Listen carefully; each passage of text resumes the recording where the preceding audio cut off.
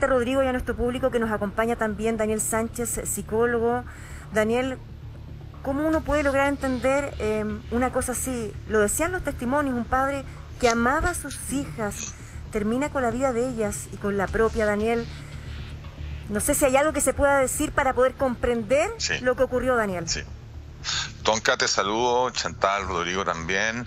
Es difícil entender qué es lo que puede estar pasando toda vez que no hemos estudiado el caso en profundidad. No sé si lo explico bien. Puede ser el hermano, me parece que decía, mira, hizo la cosa a la mala, trató de hacerlo de una manera poco formal, digamos. Lo que nos tiene que llamar la atención, Tonka, es que estamos hablando que el año 2020, cerca de 144.000 víctimas de violencia intrafamiliar en nuestro país, 90 parricidios. Esto no es nuevo, eso es lo que quiero decir, como es terrible, es horroroso, no hay manera de lograr entender lo que pasa, así como estamos con lo del niño Tomás encima, estamos con una serie de cosas dando vueltas, pero yo me inclinaría más bien a pensar que algo debe haber gatillado en este padre una respuesta desproporcionada a la emoción que sentía, porque si te das cuenta, tal como dice Rodrigo o los testigos, da muerte a uno de sus hijos, da muerte a otro de sus hijos, y después baja la música y como anunciando lo que está haciendo. ¿Me explico? Hay como una ritualidad también presente en la manera en cómo lo hace. Sin embargo, yo, Tonka querida, no tengo ninguna explicación para cómo podemos explicar que un padre o que un papá le haga daño a sus hijos. Pero, disculpa, es algo que, ¿cómo poder prever una cosa así? ¿Qué finalmente, qué detalles, qué podría uno ver atento de otra persona, estar atento a lo que hace una persona, a lo que dice, a su comportamiento? Yo creo que, aunque te imagines el peor escenario, nunca podrías llegar a pensar que esa persona va a terminar haciendo lo que hizo. Que esa persona vaya a terminar haciéndole daño a los hijos, asesinando a su pareja, etcétera, etcétera. A mí me parece que hay que recordar siempre, Tonka, que según nos dice la estadística hay 800.000 armas dando vueltas en la población. Eso es un dato súper importante. Si hay armas, hay peligro, siempre. Luego, todas estas situaciones es raro que ocurran porque sí, es raro que se gatillen de la noche a la mañana, sino que obedecen más bien a la vivencia del círculo de la violencia. La violencia es una práctica que existe en algunas familias como manera de resolver el conflicto, y claramente no es la manera correcta de resolver el conflicto. La violencia se va dando a través de gestos, a través de acciones. La violencia puede ser psicológica, puede ser física, puede ser reproductiva, económica, etcétera. Y fundamentalmente darnos cuenta que en la relación de violencia hay uno que es el que ejerce la violencia sobre el otro y lo va como destruyendo día a día. Lo va minimizando, le va quitando como fuerza, como intensidad a su estructura personal, de tal manera de debilitarlo. El que es violento debilita a la víctima. Y la clave, creo yo, Tonka, es entender que en el círculo de la violencia siempre hay acumulación de tensión.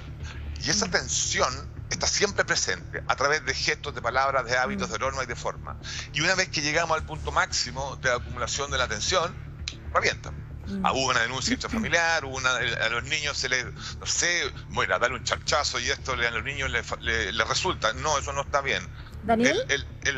El que te quiere no te aporrea, eso es lo que quiero decir. Sí, y sobre todo cuesta mucho entender siempre, lo decías tú, que un padre o una madre le haga daño a sus hijos, pero en este caso queda la sensación, porque está todavía investigándose, que fue una forma, y lo veíamos también en la nota como ocurrió en otras oportunidades, que es una forma de hacer daño a la pareja. Hay un antecedente que él había agredido a su expareja, que él lo había demandado a ella por abandono de hogar. ¿Por qué pasa eso? También nos cuesta entenderlo.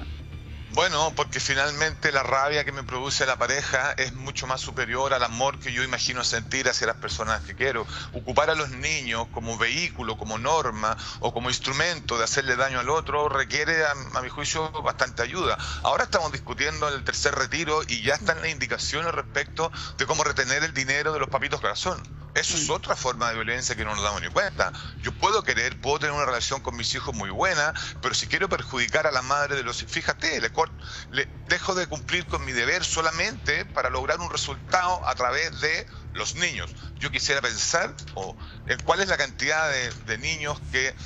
Mira, voy a decir algo que es delicado, pero es cierto. La cantidad de niños no deseados. hay niños y niñas que son no deseados por los papás y las mamás. Y en esos niños no deseados, hay muchos que sí lo son, pero los niños no deseados son niños que se relacionan con las figuras paternas y maternas de otra manera. ¿Me explico? Sí. Fíjate tú que, al tiro, un segundito, es que lo que me parece importante destacar en este minuto, Tonka, Chantal, es que no podemos normalizar la violencia como forma de relacionarnos. Eso tiene que cambiar en este minuto. Dada la condición social y política en la que estamos, sanitaria, pero, no podemos seguir entendiendo que esto... Dime.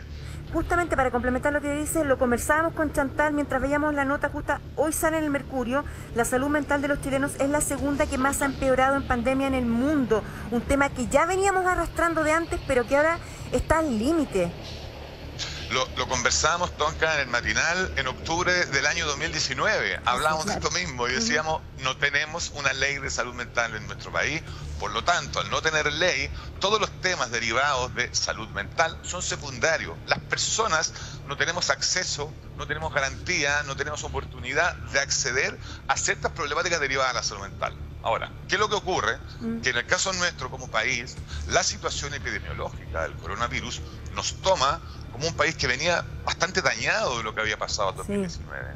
Súmale a esta dificultad, a este desconocimiento de la salud mental, súmale el desempleo, la cesantía, etcétera, la condición en la que estamos. La circunstancia negativa absolutamente, pensando en la salud mental, uno lo puede ver desde los testimonios, Chantal, que tenemos en la calle, tú lo ves también a través del departamento de prensa, unos menos, otros más, pero es una situación como una olla a presión. Sí, basta ver, claro, en la calle el comportamiento entre las mismas personas que no se conocen, que no son familia, las reacciones desmedidas de pronto, ¿cierto?, de alguna situación que te puede molestar, y cuando vemos que reaccionan agresivamente, con golpes, ya no solo ofendiéndote de palabras, sino que con la agresión. Lo veíamos, por ejemplo, con algo como ponerse una mascarilla. Chantal, y eso uno lo ve en la calle. Imagínate la presión dentro de una casa, donde adultos mayores, mujeres y niños, como lo decía Daniel, son los que han sacado la peor parte en esta pandemia. Una pregunta, Daniel.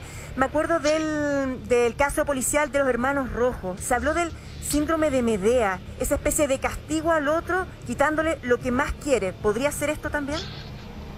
Mira, podría ser, Tonka, pero a mí me parece que una psicología responsable, no puede hacer un tipo de análisis de esta manera. Es decir, mira, ¿podría ser esto? Podría ser que las personas se violentan por el desempleo, podría ser, pero para eso tenemos que ir a conocer lo que ocurre en las comunidades territoriales, tenemos que sentarnos a hablar con las personas. Ahora, lamentablemente, lo que ocurre en el caso como este es que hay que empezar a elaborar una teoría, una hipótesis, a partir de lo que dicen, de lo que dicen.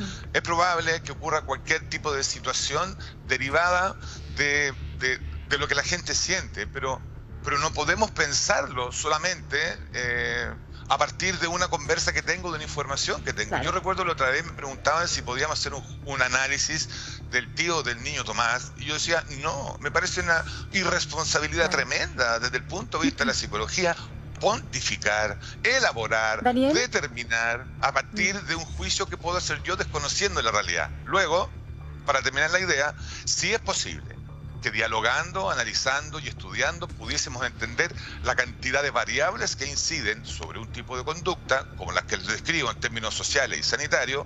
Sin embargo, a eso le agregamos, o le agregaríamos, características individuales a través de las cuales las personas hemos aprendido a resolver conflictos. Resolvemos conflictos pegando y gritando, como dices tú. Pocas veces lo hacemos dialogando, porque la respuesta física, o porque el garabato, o como tú quieras llamarlo, es mucho más fácil que disponerme yo a solucionar un conflicto con el otro. Y eso se instala como práctica. Sí, lamentablemente nos hemos habituado, nos deja de sensibilizar, por supuesto, pero estas informaciones en donde ocurren violencia intrafamiliar que ha aumentado en pandemia, que ya venía mal, pero ha aumentado en pandemia, parricidios como el que vemos ahora. Te agradecemos, Daniel, el contacto, ayudarnos también a entender... ¿Puedo decir el último dato? Por favor. Tonka, Chantal, no olvidarse nunca, jamás, por favor, del número telefónico 1455, en que las mujeres y las personas que sufren violencia intrafamiliar deben denunciar. El 80% de los casos de violencia intrafamiliar no se denuncian, y es importante que nosotros, la comunidad, querida Tonka, Chantal, la comunidad esté atenta y esté alerta ante posibles casos de violencia intrafamiliar que ocurran a nuestro alrededor, de tal manera de prevenir que sigamos en esta línea y nos vayamos a Macondo, como dicen algunos. 1455. Nos quedamos con ese número. Rodrigo Pérez sigue contándonos más de este caso. Rodrigo. Sí, aquí hay muchas interrogantes todavía. A pesar de que pudiese ser aparentemente resuelto este crimen, resulta que el mismo, para que lo podamos ir entendiendo, el mismo día lunes los padres se reúnen y se encuentran justamente en el contexto de estas denuncias, en una comisaría, con las niñas justamente. Y es en ese contexto en que la madre decide que una de las niñas se fuera con el padre, porque así él lo quería. Las niñas se ponen a llorar y ella entonces decide que las hermanas, para no estar separadas, se fuera también con el padre. Y es en ese momento en donde despiertan las interrogantes de la familia materna. ¿Habrá estado esto planificado desde ese mismo momento? ¿De dónde salió el arma? ¿Cómo la consiguió? ¿De qué manera finalmente él habría planificado este crimen, considerando lo que decían también los vecinos, cómo él planificó toda una tarde compartiendo junto con estas niñas?